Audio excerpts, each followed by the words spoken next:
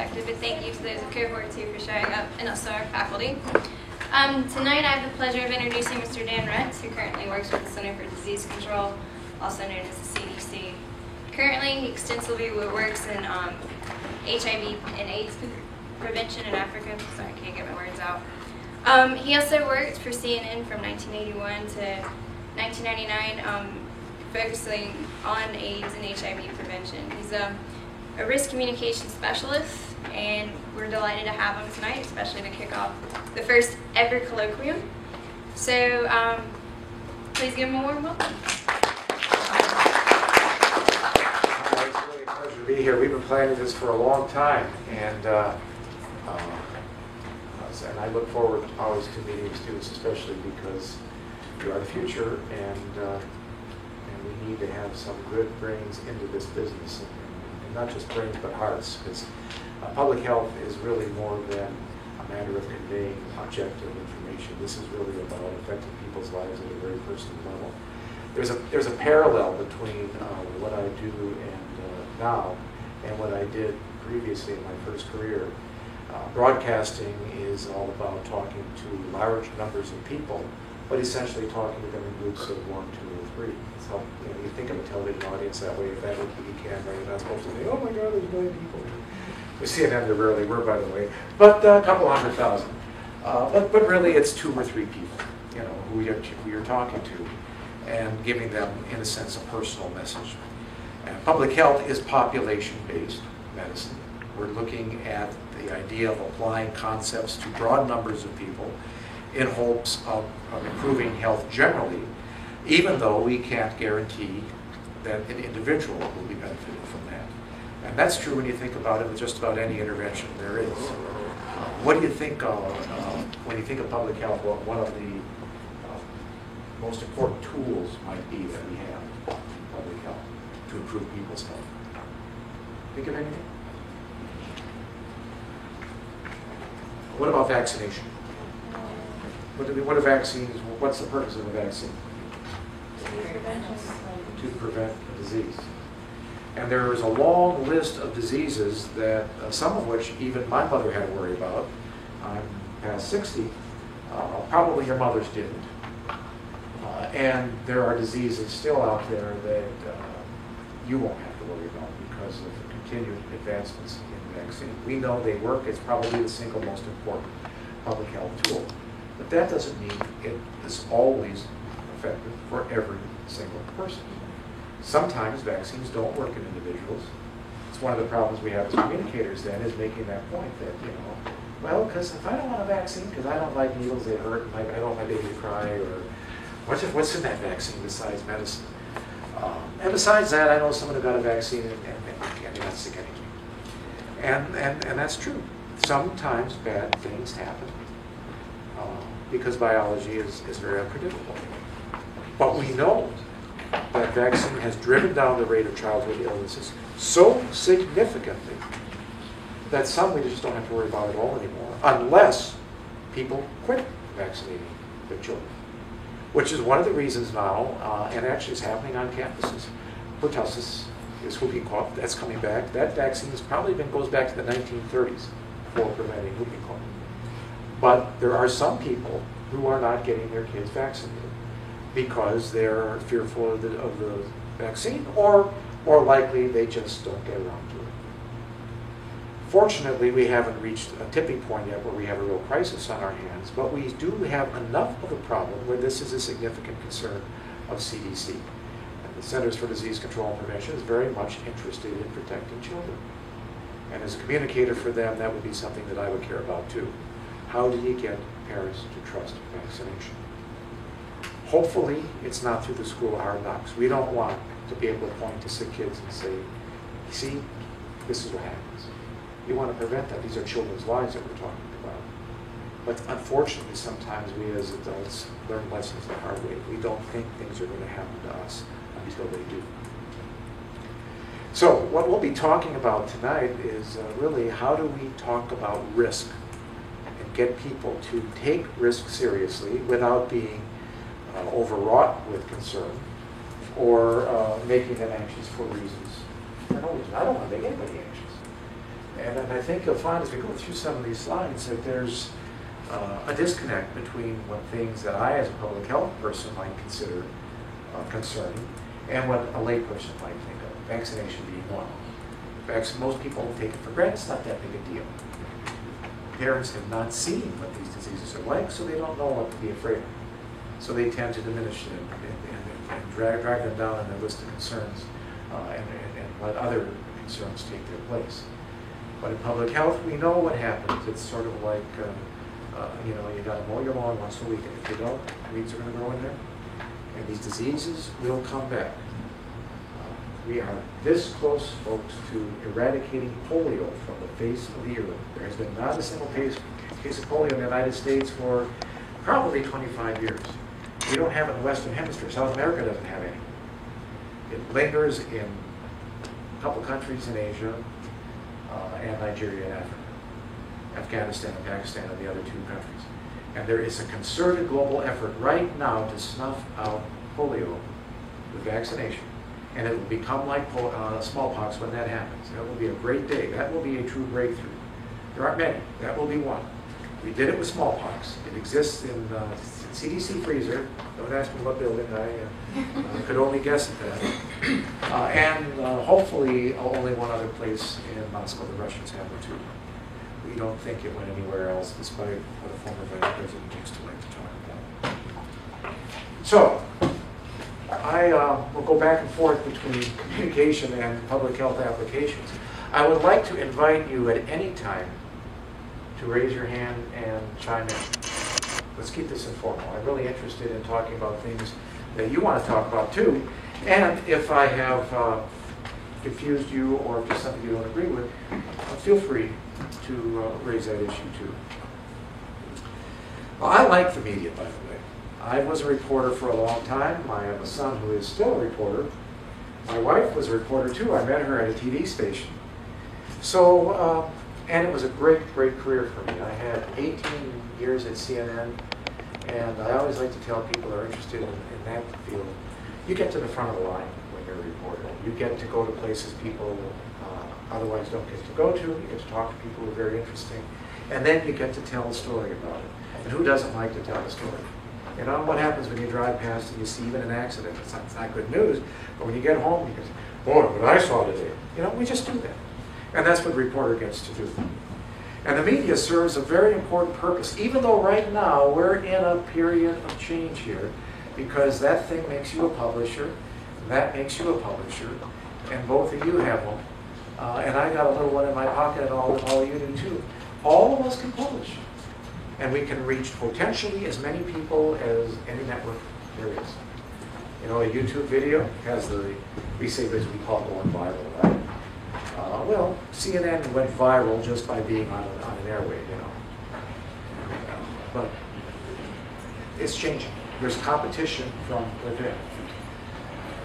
Most of the work I do is abroad, and they're a little bit slower to reach where we are in terms of social media and catching up. But it's not a problem. It is a change that is occurring worldwide.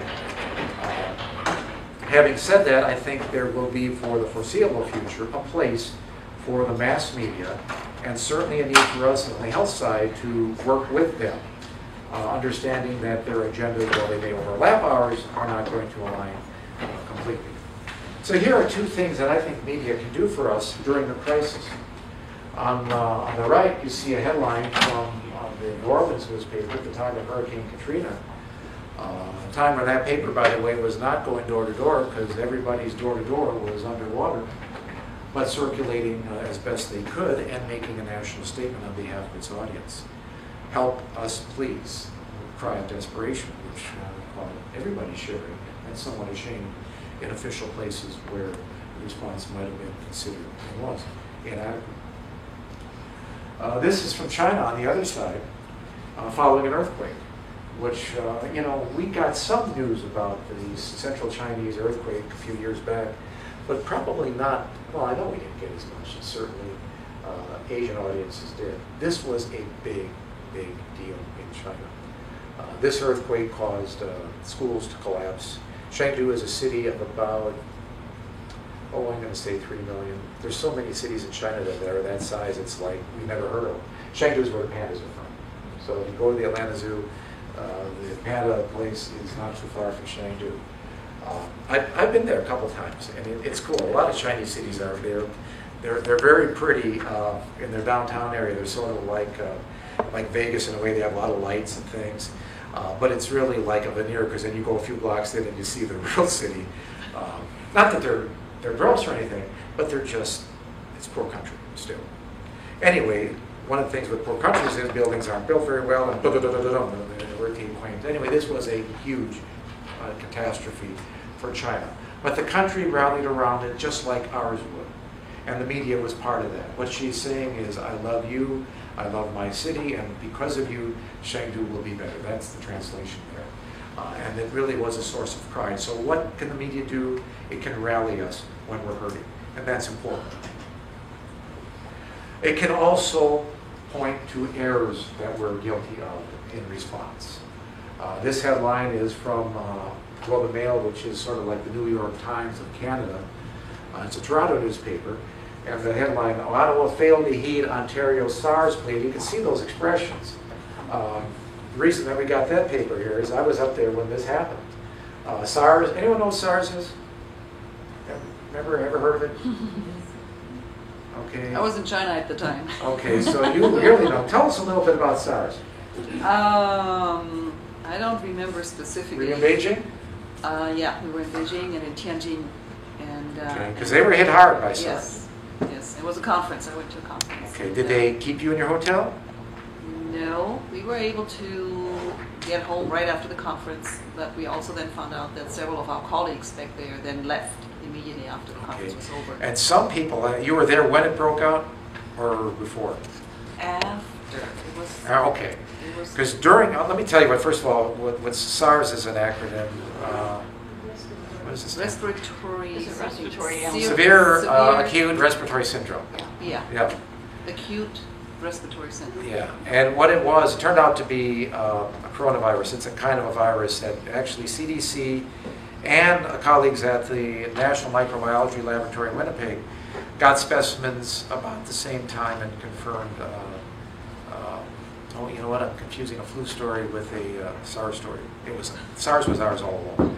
The H1N1 flu was simultaneously defined. There's a Canadian connection too, though. Toronto was. SARS did, very much so. Right. But they didn't, they didn't get it right away. The coronavirus was identified here, big deal. Yeah. And the point is, we found out what it was. It was a very dangerous disease that happened all of a sudden, and the pattern of transmission was, there's a term called fomite transmission, where there's a bug here and I touch that, and then I rub my eyes or put my hand in my mouth, I can become infected. And that's really one of the ways that SARS was spread.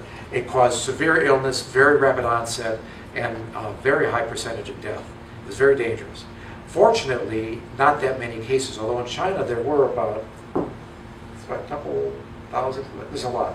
Anyway, it was a big deal. In Canada, SARS broke out in hospitals. And someone who had been in Hong Kong traveled back to Canada and became acutely ill, was taken to the hospital. The way they manage cases in Canadian hospitals is often you wait in the hallway for one thing. Wait till Obamacare, you're going to see this here too. Anyway, you do that, and then they transport them to another hospital oftentimes. Anyway, the chances for disease spread are quite enhanced if you don't know what you're dealing with, and nobody did. SARS was something new. So they ended up having a hospital outbreak of SARS in Toronto primarily. There were a couple of cases in BC also, but they were primarily in Toronto, primarily in hospitals. Even so, people became afraid to go to Canada during that time. This was 2004, so then you were kids. You probably don't remember, but your parents certainly would. Toronto, or Ottawa is the capital of Canada. Health Canada, their federation is much looser than ours. The provinces have a great deal of power and authority. The federal government quite a bit less, but there was a national interest there, and they were not talking to each other. And we go up there, and because obviously we're concerned about SARS too, because the United States joins Canada. We had some suspect cases here, I think only 3 or 4 confirmed cases, very few, but maybe 70 or 80 suspect, because again, air transportation makes it so easy for these bugs to spread rapidly. And we didn't know what we were dealing with for a long time, and didn't know if it was going to get worse. People were really quite concerned about that for about 2 or 3 months when this was going on. And I think I said 4, it was really 2003. Yeah, 3. Anyhow, this did not play well in the press because the feds were not talking to the province, they were not talking to the city, and here we are in the room. It was like being in the living room of your friends when the spouses start fighting. And and you like them both. So what do? You know, that's how this looked. Paper covered it, and it needed to because they had a problem. A year later, we had an influenza problem. We still do, by the way, in Asia, and it's called H5N1. Those letters refer to the genome of a flu virus. We don't need to get into that tonight, but just understand that influenza changes very rapidly. The virus is it copies itself poorly and makes a lot of mistakes as it reproduces. That tends to cause a virus the strain to drift over time, or sometimes very abruptly change to a new genome. That's what we consider a pandemic strain of flu, that people would not have any natural immunity to it. Anyway, bird flu. Anyone heard of bird flu? That's what H5N1 is. There's other kinds of bird flu, but this is a bad one because it is, for one thing, it's really bad news for chickens. It kills them, almost 100% of the chickens. Ducks can get it and not die. Other birds, by the way, the natural reservoir for influenza virus is birds. Birds, that's why we'll never get rid of flu like we can get rid of polio, because we'd have to kill every bird in the world. Influenza lives in the GI tract, the gut of birds. And how do they shed that virus? They poop it out. And then other birds get in it, and sometimes we do, and anyway, that's one thing. The virus changes over time and jumps species, and it can jump into mammals, and then we've got something to worry about because we're mammals, right? And then we get influenza here. The reason you have to get a flu shot every year, and you should, is because the virus changes over time, as I said. Ordinarily not a great deal, but it changes enough so that the vaccine has to be updated. That's a communication issue too, by the way, but more a technical one. So, what's the big deal about bird flu? Well, because it's fatal to people. The mortality rate for H5N1 influenza is over 60% in most countries that have it.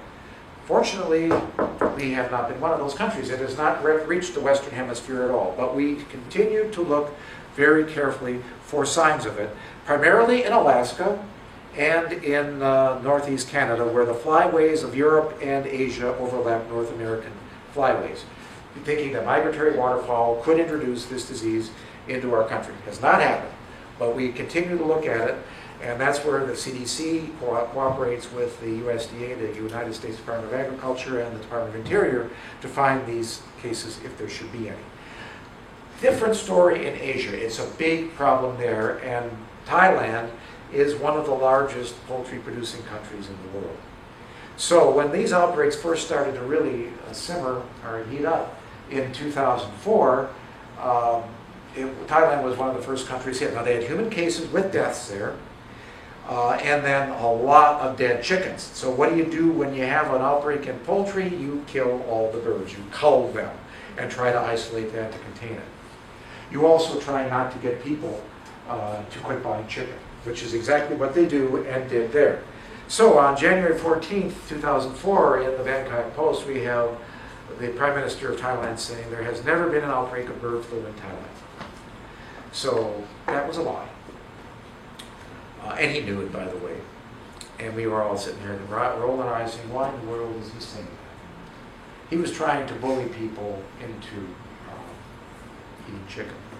Those spreading the rumor are irresponsible to their motherland. So now we're going to try another tact here to appeal to patriotism. You're a bad Thai if you talk about this vicious rumor of bird flu hitting our country. A couple days later, exaggeration will damage the country's poultry exports and leave chicken farmers and workers in the field to suffer. Well, now let's put on a little guilt trip. and make people feel that they're hurting their neighbors if they don't eat chicken. And this was, and actually I was in Thailand and I saw this. Look, I'm eating and swallowing a piece of grilled chicken. It is completely safe. So you have the politician going on. That ain't Thai chicken, that's American chicken. Of course, it was Thai chicken, but it doesn't matter. I mean, he can get that part right. It wouldn't have mattered if it was, whatever he was eating, he was going to say, well, sure, your chicken is safe, but mine isn't. You know, people are not going to, especially after what had preceded it. Trust has been lost there. Before making any confirmation, I have to make sure whether it's bird flu or not. So now we're finally, and all this is in a couple days, coming around to say, all right, this isn't working. I've lied, I've grandstanded, I've eaten chicken. They're still not budging. So now I got to start to get ready for something next. Please trust the government. It did not make an announcement at the very beginning because it did not want the public to panic. So now we get the rationale, oh, he meant well, he's just trying to protect us, doesn't want to worry us about this. Now imagine yourself in that country during that time, or just imagine yourself here. If someone in authority treated you like that, what would you think? Anybody? I'd be very upset. Why? Because I was deceived. Because what? I was deceived. I would feel like I was deceived. Yeah. And would you feel insulted? Yes, I would feel insulted. That sounds like You an think, insult. who does he think he is or she lying to me? You don't think I can handle bad news? I'm not a kid, a grown-up. Treat me like one. I expect that. But it's amazingly difficult sometimes for people in authority to get that right. They think, well, you expect me to have all the answers, so I better have them. Never realizing that, wait a minute.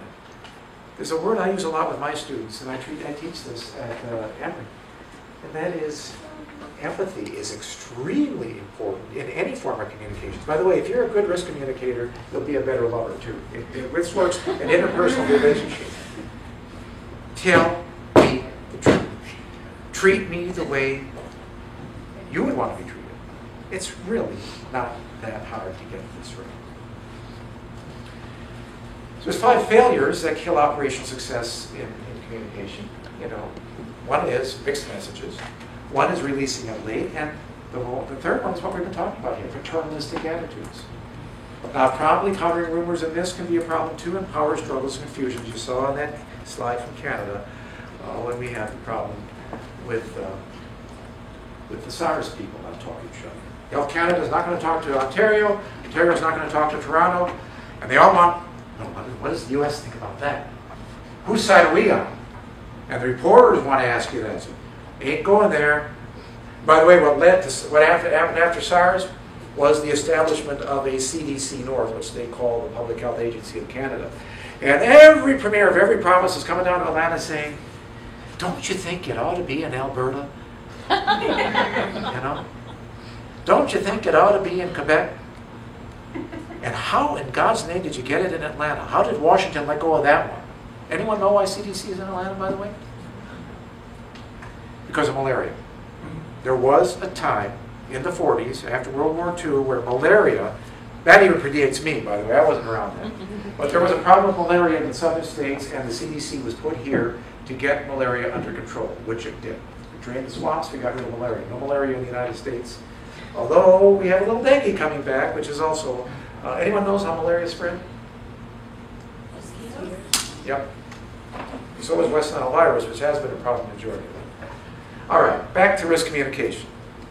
People don't panic. The Dan Rutz definition of panic, by the way, is anything you do that I don't want you to. You know, as a leader, I can say, you know, she doesn't do what I say, doesn't take my advice, or she does something completely different. You're panicking. Stop it. You know, that's a condescending thing to say, but that's what we do. We go, people they're going to panic. They don't. You know, we just had the anniversary of 9/11. What happened that day after those buildings came down? What did people do? They left that area as quickly as their legs would carry them, didn't they? Now, was that panic? No, that's what smart people do. You get the hell out of there. They did the responsible, rational thing. Panic is, oh my God, sorry. There wasn't that. People were scared, they were upset, they still are, and they should be. But they don't panic. It is extremely rare. Yeah, it happens, you know, the Brazilian soccer match. I mean, there's panics sometimes, but it's rare. And we constantly focus, oh, we can't say this, because people are going to panic. And they don't. They'll be stunned, anxious, sad, angry maybe, but they do what makes sense to them. And as communicators, we got to keep that in mind. They may not take our advice, but they'll be more likely to take it if we have a good relationship with them. Just like people that, your friends and others, you're more likely to listen to them if they show you respect and if they treat you well, and if they've got a track record of doing that. If it's someone you can't depend on, who's always coming up with stories, no, you're not going to probably pay as much attention to them because your record with them hasn't been positive. So our job is to aid, the government's having want to do that. We've got a role to play here. But in order to do that job well, we need to be good listeners, and that's something we don't always do as well. And our support, enlist, advise, accept, share, manage, inform, revise, all of that is a team effort. And I'm not trying to be corny here or start throwing away the cliches. We cannot do this alone, ever. There's very, very little that a person or an entity in authority can do to fix something. It is almost, even if you think about how we get compliance with our laws in this country, we get them because the governed consent to being governed, and they agree to follow those laws. If everybody tonight decided to start treating I-75 like the Autobahn, there aren't enough cops in Georgia to arrest everybody. You know, there's enough compliance and enough deterrent with the enforcement that's there, and enough good sense among people to adhere to that law. Yeah, that makes sense to me. I want the roads to be safe, so I'm going to abide by that law. Georgia requires motorcycle riders to wear helmets, so we're not going to let you bash your head here. You go to Florida, go to Wisconsin where I'm from, it's okay. You don't want to wear a helmet, you don't have to. We'll scrape you up later. So there's a different approach to a public health problem there. We know that helmets protect people. They're not 100% protective. People still die wearing them, but fewer people die. Remember when we started at the outset tonight? Public health is population-based. So that we know, looking at data, the numbers, that controlling for as many variables as we can, if we intervene X, Y, or Z, we put this into the equation, and we get this outcome. If it's a good outcome, that's something that impresses us. Okay, you know, helmets work. Maybe we should have a law that requires people to wear helmets to cut down on life. Oh my God, why do you care about my head? It's my head. I'm an American. If I had hair, I could say this. I'd like to have the wind brush through it when I'm riding my motorcycle. So that's one position. And that's what convinced the legislature in Wisconsin to repeal the helmet law and go back to letting people have one or not. What's the other side of that, though? Wait a minute. If you bust your head on your motorcycle, maybe it won't kill you. Maybe you just become a vegetable. Then I got to pay for your care for the rest of your life. And you know, I kind of resent that. You know, I'm paying enough in taxes as it is. Why should I have to pay for his poor choices?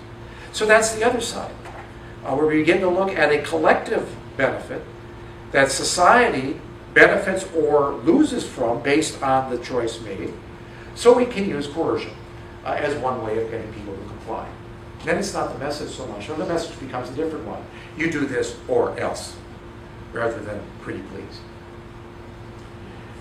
Well, anyway, back to this. Don't fear and panic. People are going to be afraid, so don't pretend that they're not. I'm going to give you a few tactics tonight, too. It's okay to acknowledge fear. In fact, we should, but I shouldn't assign it to you. If I come in here, let's say after something awful just happened, and I come up and say, well, I can tell you're really scared right now. You really are. You're shaking in your boots. And you might think, how does he know that? Maybe I'm not. And even if I am, he's making me very uncomfortable right now. And how dare him assign an emotion to me that I may or may not have? Is there a safe way I might broach this to you? Maybe it would be this way. It wouldn't surprise me, given what we've all been through together, if some of you, or maybe everybody, was just a little anxious or maybe even afraid right now. I know I am. We've got reason to be, folks. This is serious stuff. Now, I've done a couple things there. First of all, I've given you permission to be afraid if you are, but I haven't forced it on you, and I haven't assumed it. I said, yeah, it would surprise me if you were. I am. I've also shown my hand. And now I've created, hopefully, a connection with you that I didn't have before. I can't do that. Leaders can't show fear. They're weak, especially men. Can't do that. Men are never afraid. We got to hang in tight. People see through that. Doesn't mean I'm going to say, oh my God. All right, we got a problem here. We're going to figure this out. We're going to do our part, and we're doing it, and part of transparency is here's X. As much as I can tell you about what we're doing, we're going to share a process with you. Beyond that, I'm also going to tell you we're in this together. It's going to be tough, folks. So things aren't going to get better overnight. But together we can and will. And here's what I ask you to do to help make that happen. You see the difference in communicating it that way, as opposed to just saying, don't worry about it. You could be, I know you're afraid, but we got it under control. We'll take care of it. It doesn't work that way. And people are going to think, oh, all right, do it then, Or, he's full of crap. There's no way he's going to do that. It can't be done. It's a lie. We're in this together. In a crisis that's powerful, and it's the truth. Leaders are respectful. I hope I just demonstrated that. They're empathetic. They're going to put themselves in the shoes of their audience. They're going to be trustworthy. They're going to be confident. You want people to know what they're doing. But that means also having the confidence to admit, hey, this is new for us too. We don't know everything yet. Some of this is simply not knowable. If it is knowable, then we're maybe culpable for not having prepared. And that's the risk we have to take. And then we get into another layer of honesty, which is the hardest, and that's admitting fault. None of us likes to do that. You want someone who's articulate. You want someone who is also able to make a decision, sometimes with inadequate information to do that. And that's a real hard one for technical scientists. Their discipline is their strong suit. They want to have science on their side before they make a decision. And one of the things that I have to do in my role is to push that envelope sometimes. Because what happens when you don't have all the answers and you're not being decisive? You're not talking. So in a crisis, and you're anxious, possibly, you want to hear something. And if I'm a reporter, by golly, I want to report something.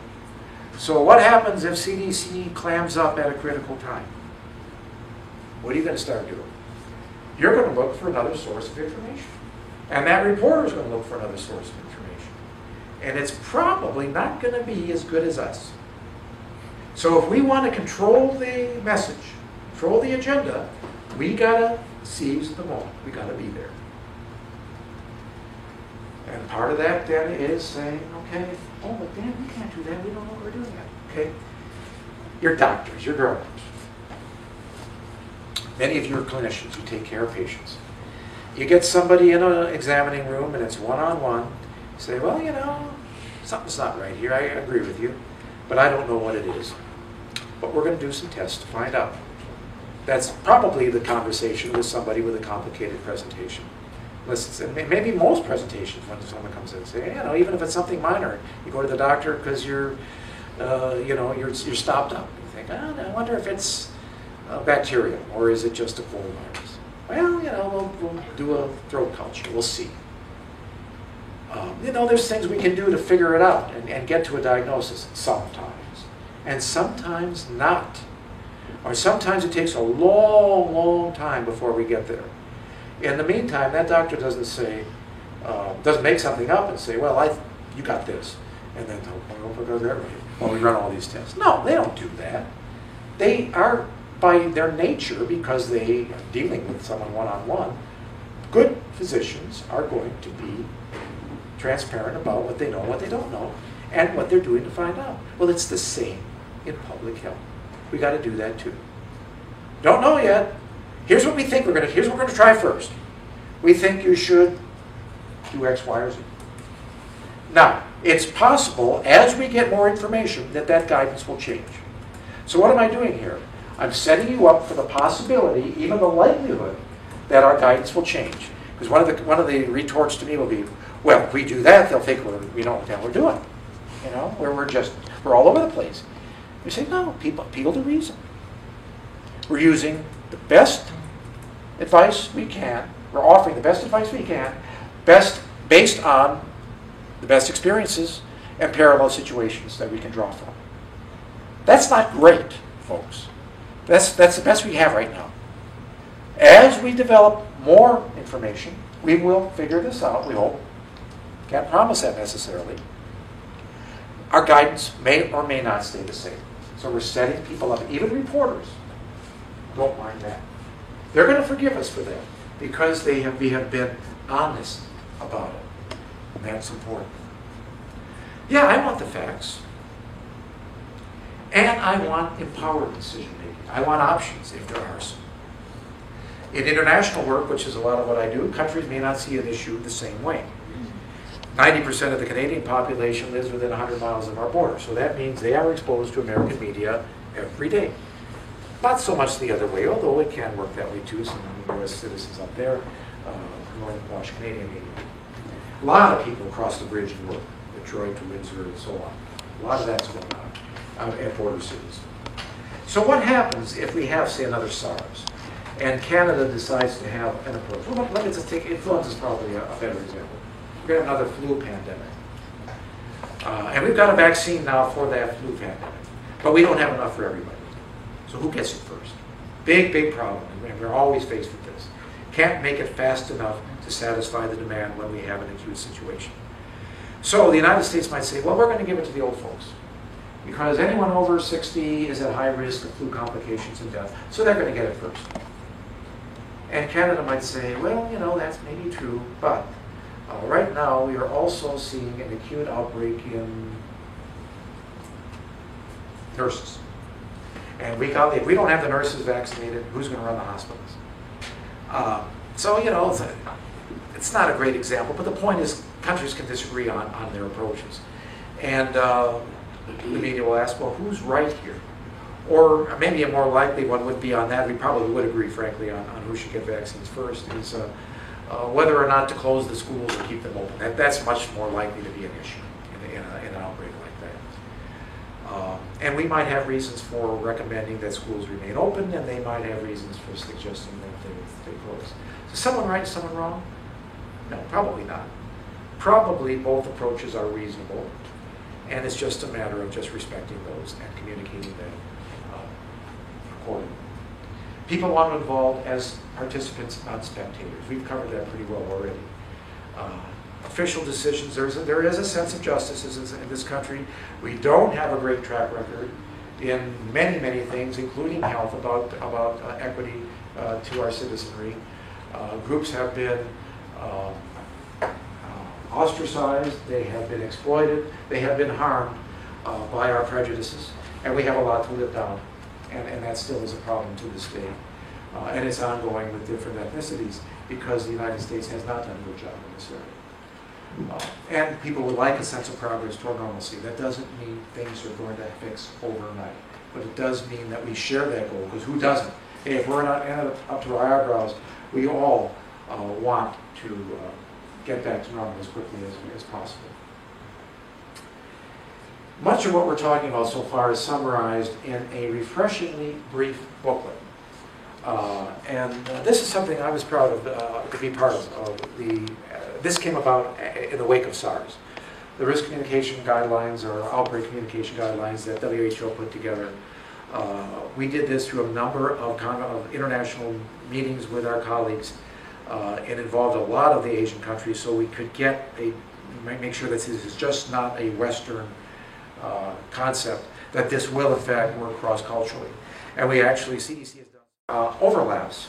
I guess the most important role that we have that I can cite as a federal government, besides dealing with interstate issues domestically, I'm talking about international relations, there is an entity called the International Health Regulations, which is essentially a treaty, and the United States is party to that treaty as a UN member, United Nations member. And what the IHR stand for, and by the way, if you're interested in this and you're interested in international health communication, you should become familiar with the International Health Regulations. They date back to 1969, but they were extensively revised after SARS. At first, there were only a few reportable diseases on them. Now there is it's much broader. And they talk about what is called an incident of international concern. So if there is a disease that is judged capable of posing a threat outside of a country, that is an incident of international concern, and under IHR must be reported to Geneva, to the WHO, which in turn lets the other countries know what's going on. There's a lot of protection supposedly built into that to prevent economic exploitation and mischief, which could happen as a country say, well, let's start one about a bird flu outbreak in Thailand so that our poultry industry gets the advantage of it. I mean, you can see there's opportunities for corruption there. But the IHR is in force now, and the U.S. is a signatory to it, with a reservation, though. And that is, it is subject here to the principles of federalism. You know what federalism is? Okay. How many states are there? Okay. And they all have their own governments, don't they? Under the principles of federalism, the United States government in Washington respects rights that the states have.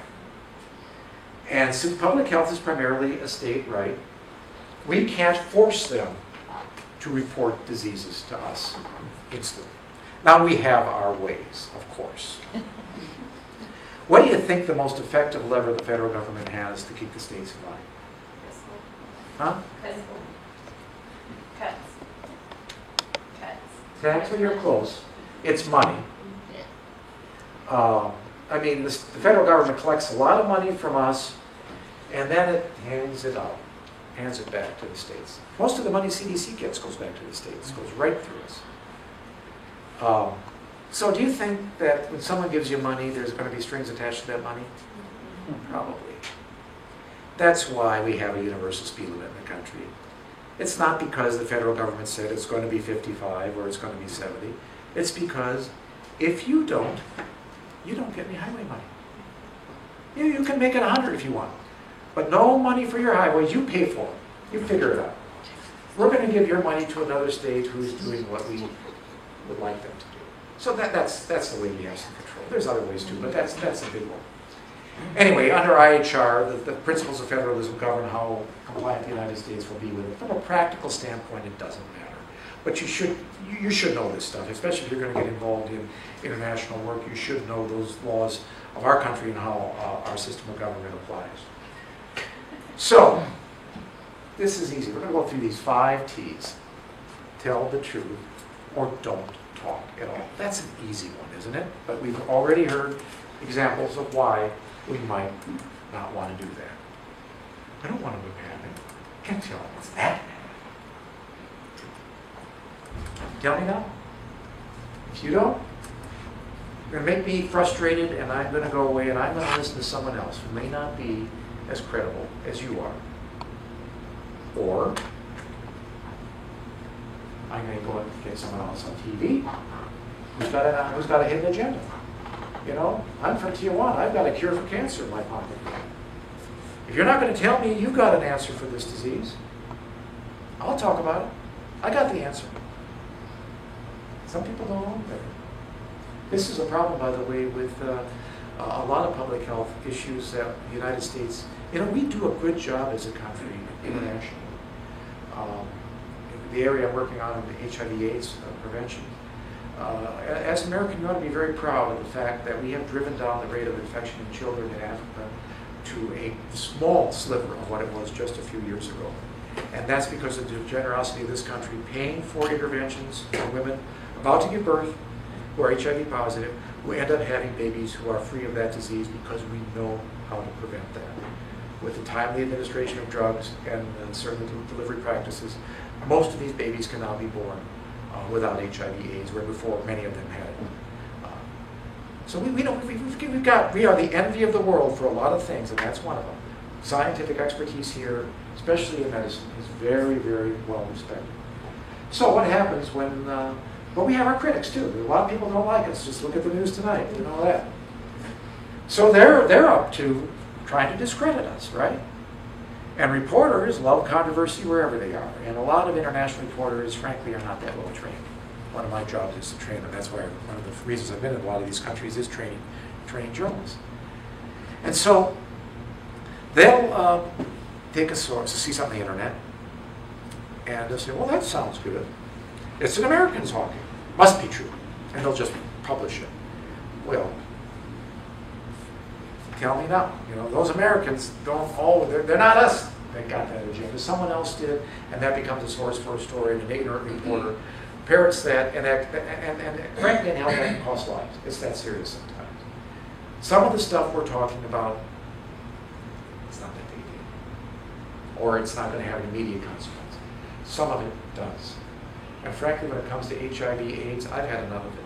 I started covering that in 1981, which was when the first cases happened, or were identified. They happened before that, but we identified them in 1981, the very month I started at CNN. I stayed with it all the way through, and then for the first 8 years at CDC, had nothing to do with it. Now I'm back in it. And I'm telling my folks, I'm going to say this in Johannesburg next week. I hate this disease. This has killed friends of mine. I don't like to see children suffer from anything. I don't like to see anybody suffer from this. And if there's something we can do about this, we better do it. And if someone is getting in the way of that for their own reason, it's going to make me angry. It makes me want to work harder to overpower that message. So there is a motive here. And I hope in this case you'll believe me that it's an honorable one. This disease is bad news. And we've got things now that might be able to start reversing it. It's a matter now of the will and the coordination to get those tools into places where they have to be. And part of that's my job. Tell me everything. We spent a lot on this. We can handle bad news. The more you say, the more I'm going to trust you. And we have the right to know it. On top of everything else, we have a right to know this. You don't have a right to withhold that from me. I have a right to know. What's on your mind? What are you concerned about? I need to know that too, so that I can address my remarks accordingly. Pay attention to it so that, again, you're going to trust me more if I pay attention to your issues, and you're more likely to accept my advice if I accept yours. And then the state, of course, takes guts to be open, and frankly, we don't always do that well. Part of the job is to keep that tension on when people become a little bit, because it takes courage. It's hard to do this. And you know, I'm not a politician, so I don't have to worry about getting reelected. They do. So I can see their points sometimes. But sometimes we also have a greater good that we have to hold predominates. And that's what I would ask for too. Leaders are symbols of order among chaos. If they're charismatic, that's nice. You know, not everybody is cut out to do this. That empathetic piece, the part of being able to really identify with an audience, some people do better at that than others. It's a good idea to pick out your... I'm going to skip through some of this because we're really getting out of time, and I just want to see if there's anything else that we could really touch on. This is what I want to get into. That risks are not created equally. Can anyone looking at that list figure out what the difference is between a voluntary and an involuntary risk? What makes one side different than the other? Voluntary, you have more control over the outcome. Right. more control, it's somehow more palatable, the risk is. Even if it's just as dangerous.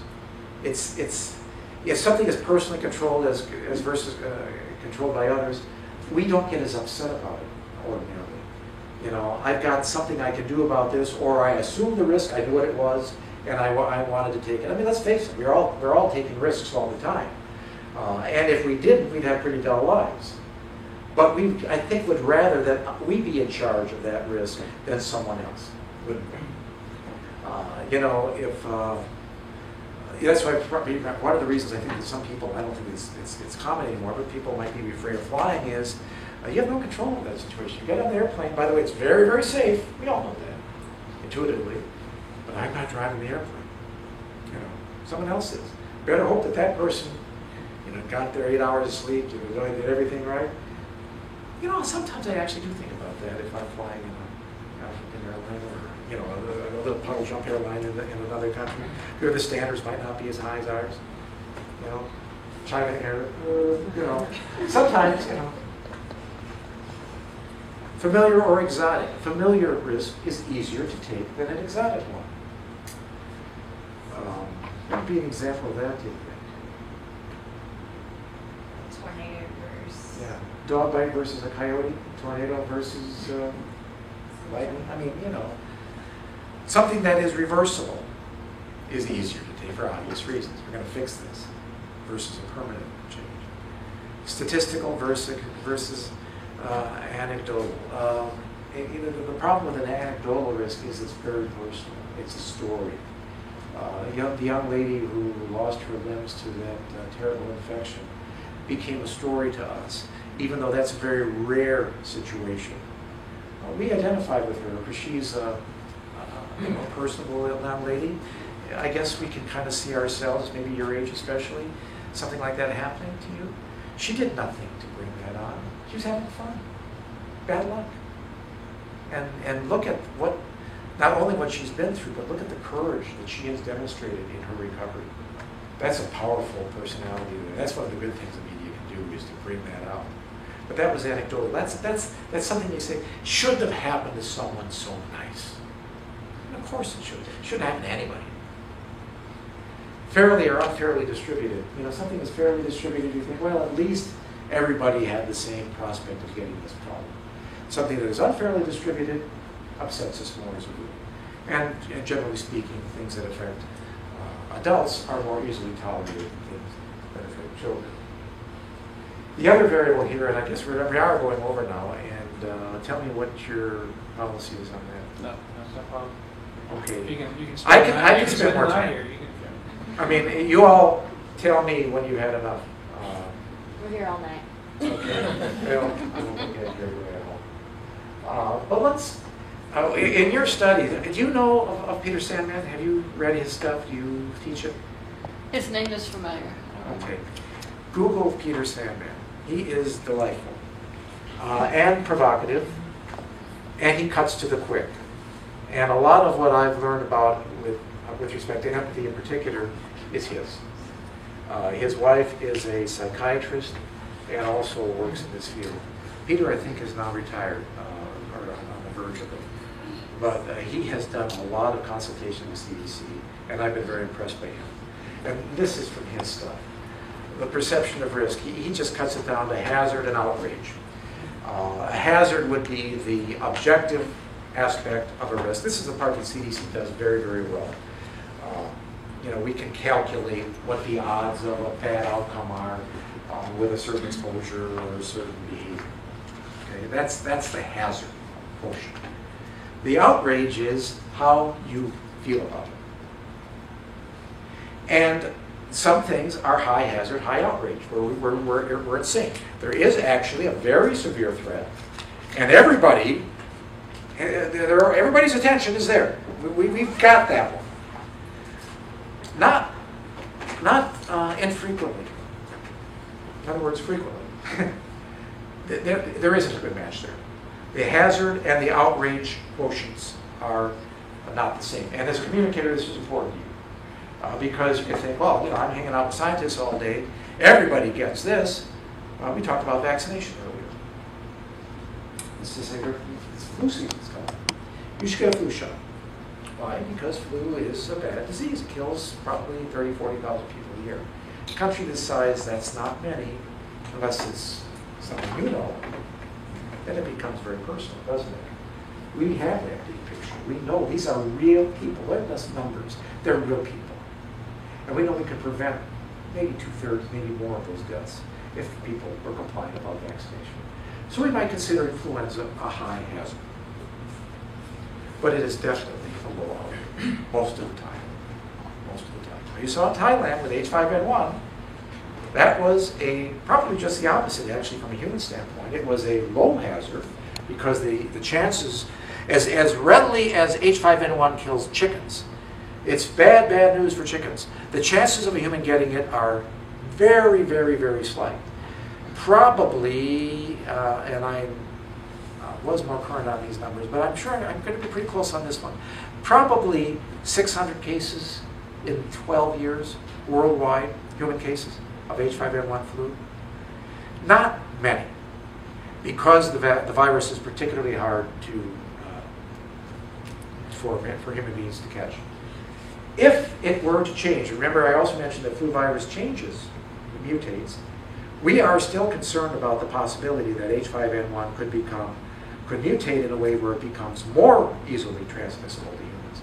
In which case, with its very high mortality rate, which is on the order of 40 to 60%, depending on the strain of virus, because you can start dividing that down too, that would be catastrophic. The 1918 flu fatality was in the single digits. Go ahead.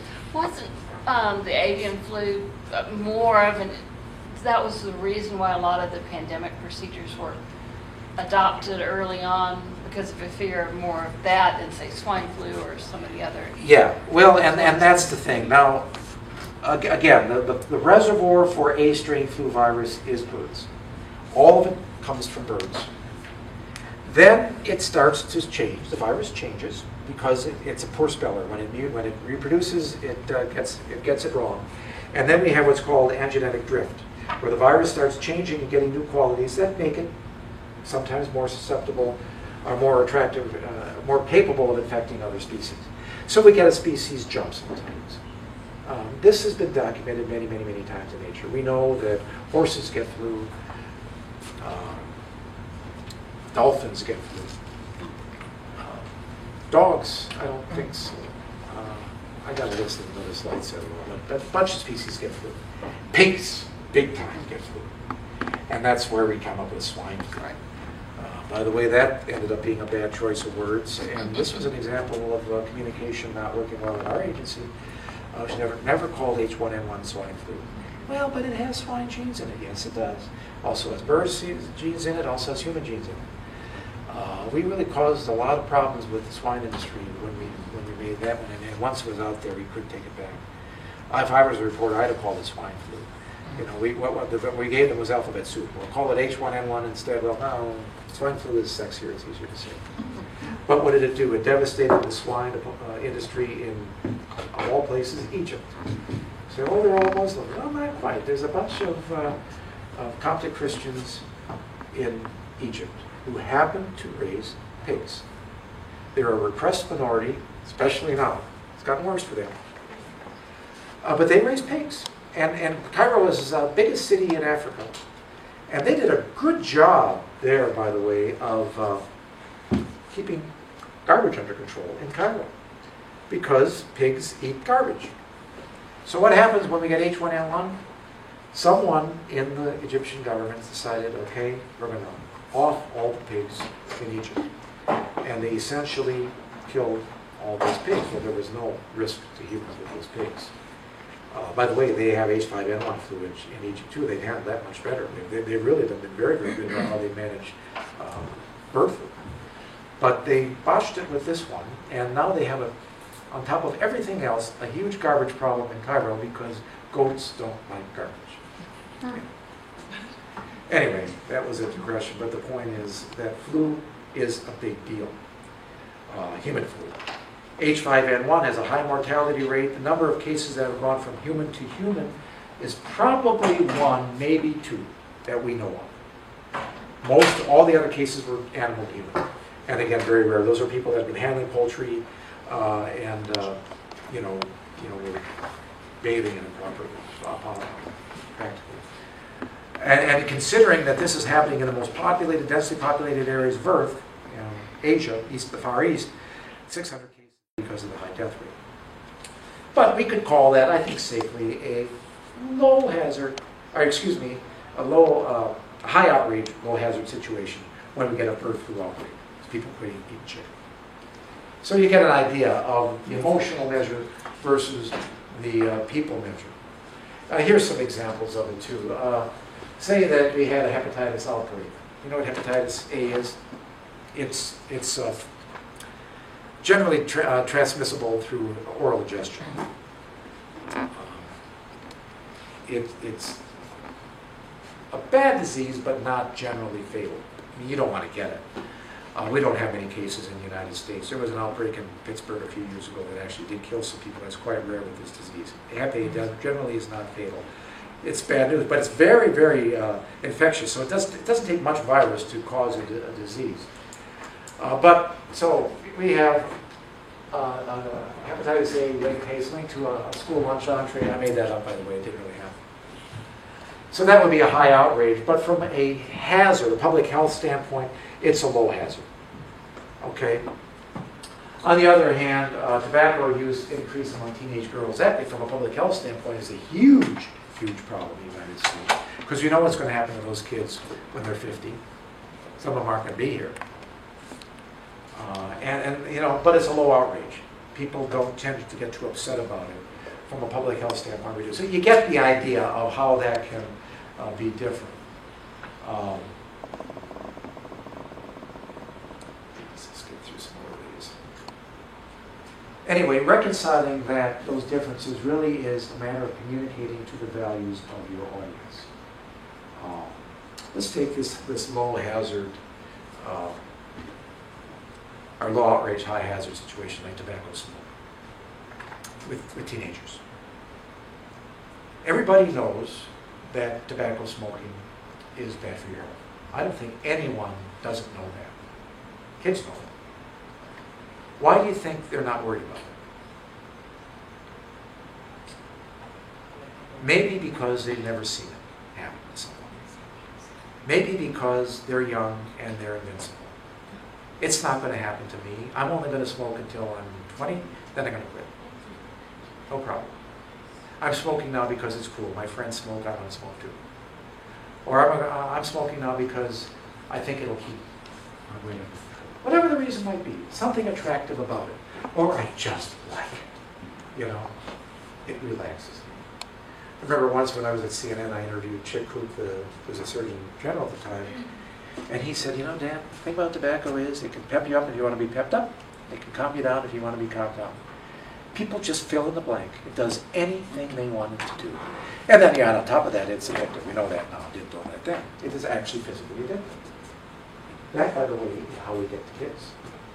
That's one way. Kids don't like it any more than we do to have someone else wrestle control away from us. They don't like that. Well, that tobacco industry, they are playing you as a son. They're making this look so attractive. This is what grown-ups do. But listen, little girl. I mean, see the way I'm speaking to you? When if you were a teenager, you said, I hate that, Well, we tell the kids they're playing you for the biggest sucker there is. Because they know once they hook you, they got you. And all they care about is your money. They don't care how many friends you have. They don't care how popular you are. They want your money. Oh, never thought of it that way. Florida did that successfully. So successfully, in fact, and here's my cynical side coming out, that the legislature got the money for tobacco control. Oh, we need it for something else. Sure. All of a sudden, the industry starts getting a little nervous. This is working too good. We don't mind, we'll throw a few. The industry is saying, tobacco is a choice for adults. And we don't think kids should smoke either. Well, they put Joe Camel on the pack. Come on. Those guys could hide behind a corkscrew. That's how crooked that industry is. So don't kid yourselves. I hate AIDS, and I also hate lung cancer and emphysema and diseases attributable to that product. I'm not saying we can't ban it. We tried that didn't work.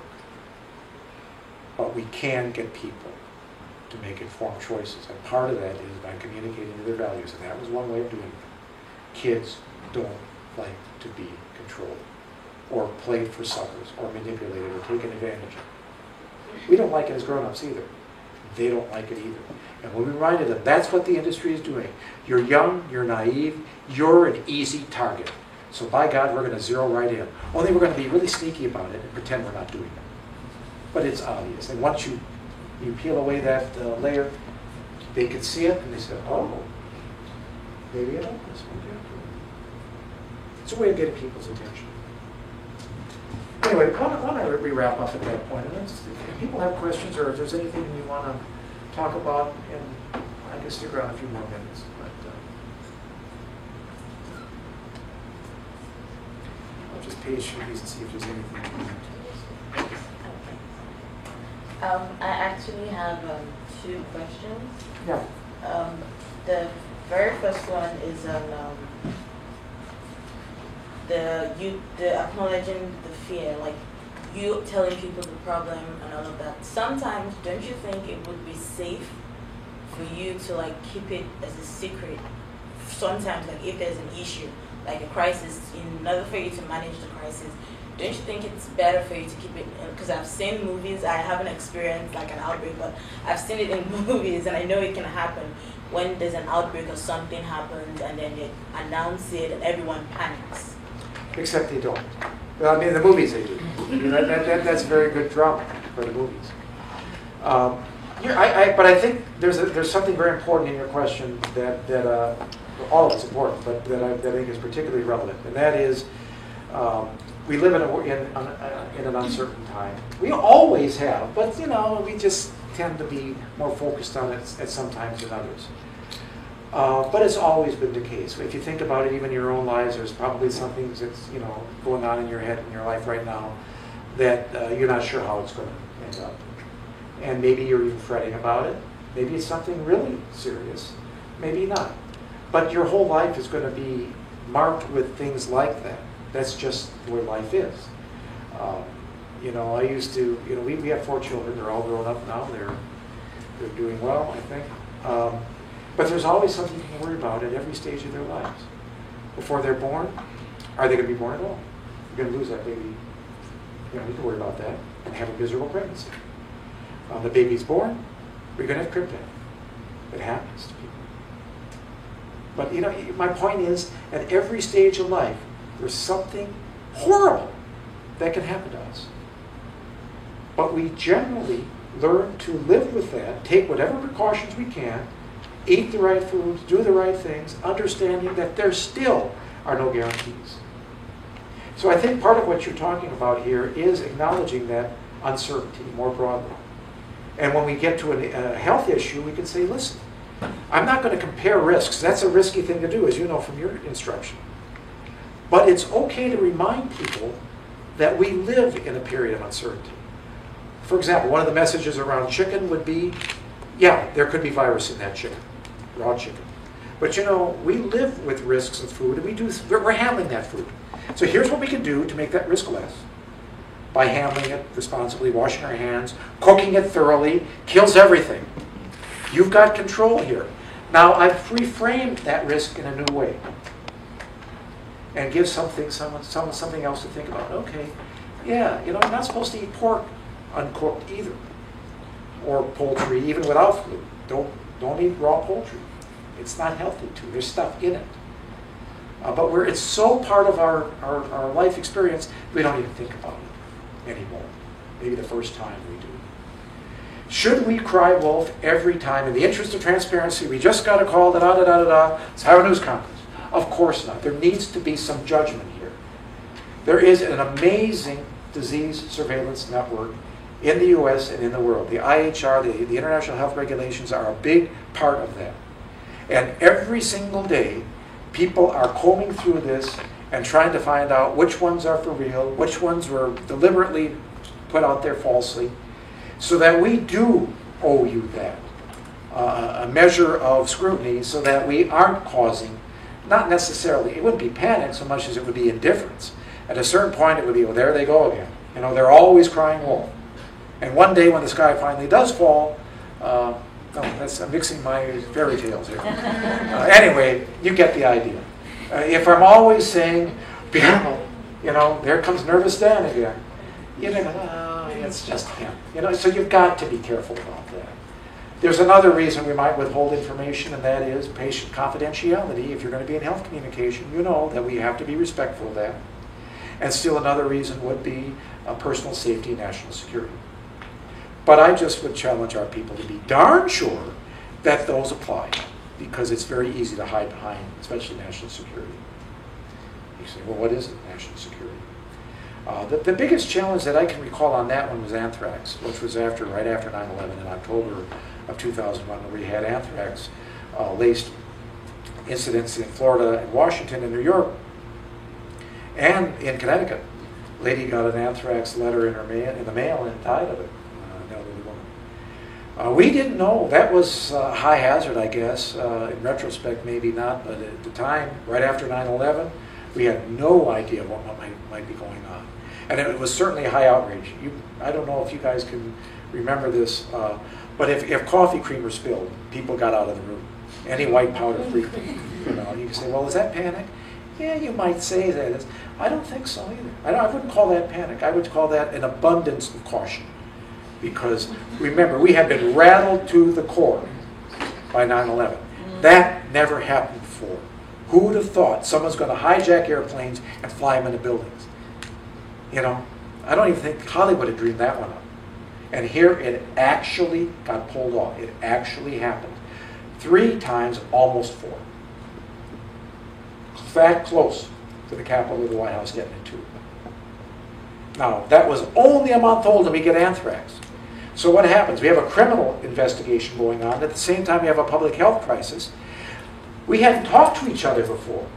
The FBI, on the criminal side, what do they want to do? Catch the bad guy and preserve evidence to get a conviction in court, right? So how do you do that? By not being transparent. What do we want to do in public health? Warn you. Let you know something bad's happening. So there's a culture clash here. How do we reconcile that? And I think that goes to your question here. We figured it out, I think, but it does involve compromise.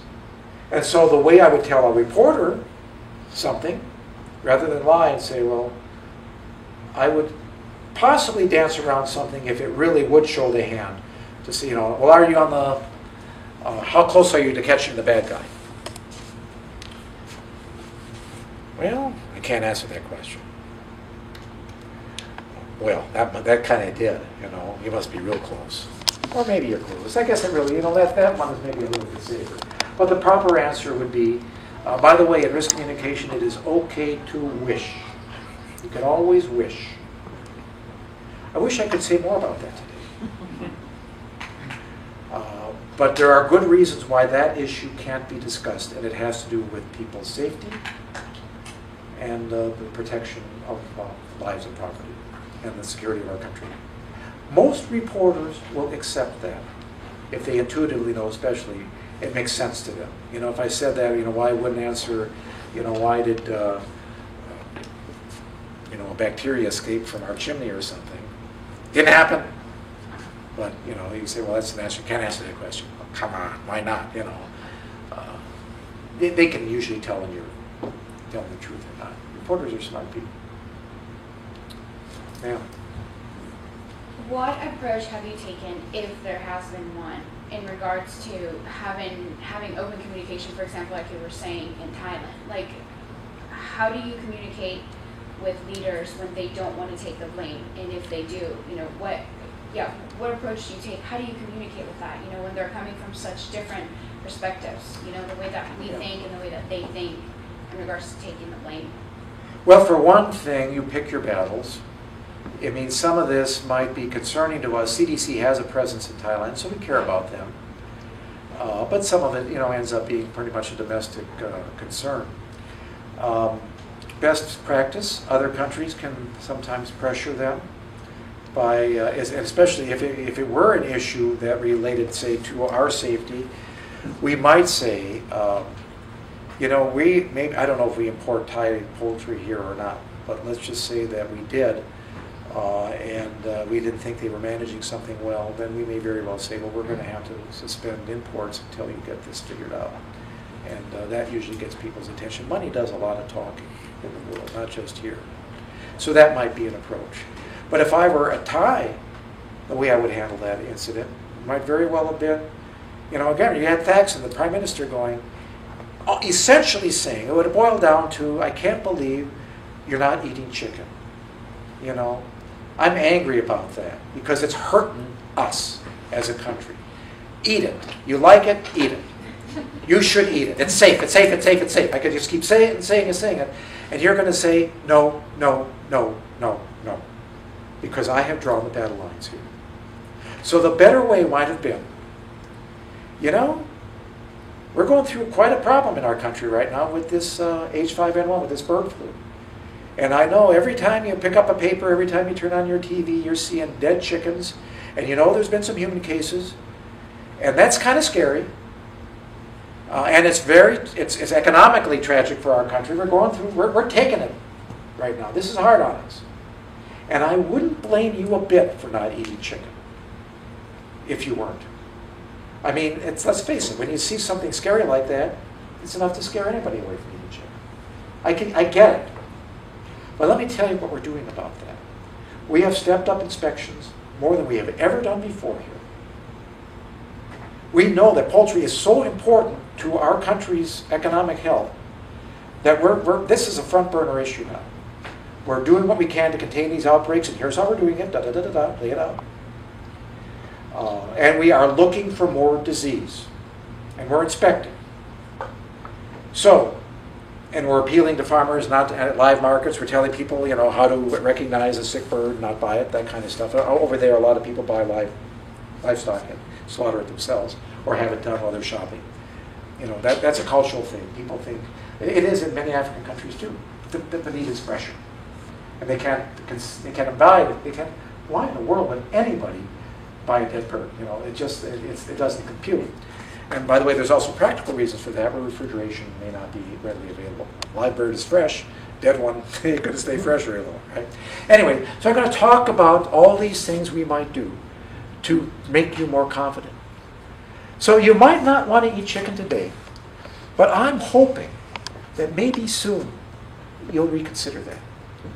Maybe soon you'll realize just what a good source of protein chicken is, and how we enjoy it in so many different ways here. And it's a hardship to give that up. And what we're doing by the way, you cook it yourself, anything that's in that chicken gets killed. If any bugs are gone. Thorough cooking kills flu. 100% of it. Every virus, every time. It's that good. Better than a vaccine. No. So, what am I going to do? You still might not eat it today, but I'm probably shortening that interval. Because you trust me, you're going to think about it, and maybe we can try it. And then all of a sudden, you get back. Instead of constant conflict, and people get, the more you do it, the more riled they get, and the digger they dig in, and the longer it takes to get back to normal, because we're not communicating anymore. Does that answer your question?